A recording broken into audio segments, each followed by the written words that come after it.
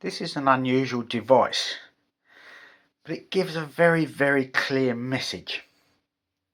I would call it a temporary circumciser.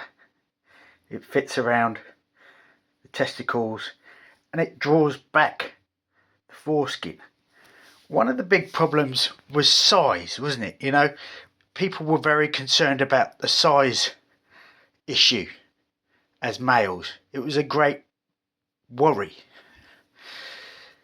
And the Arab nations, and that includes the sort of Jewish nations, had a problem, and that problem was that young children suffered something called phimosis, which means that the foreskin crusts over and gets potentially infected, which can be completely devastating. Obviously, a proper infection along with the phimosis is unthinkable, So the circumcision was done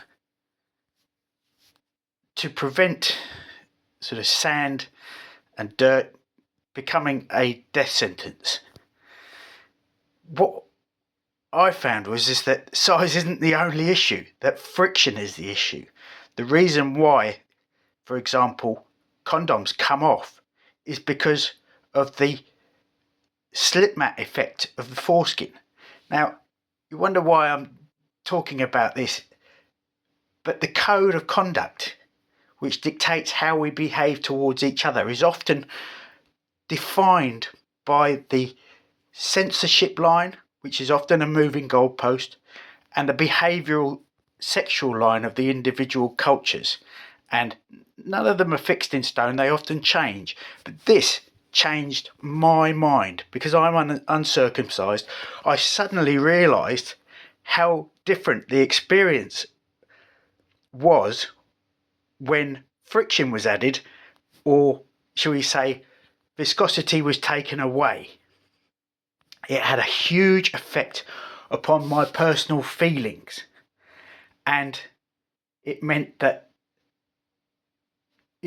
let's be clear, the African nations who we were basically talking about a specific event from Elgar, which is OBR, the old black ram, and the African nations are hugely diverse in their size. You get these small, tiny bushmen, and then you get the enormous sort of oxes of men.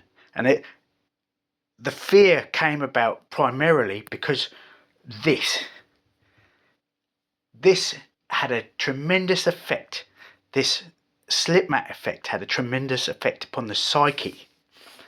There was the issue of the cannibalism and the bad press, when in fact, of course, it was a mistake,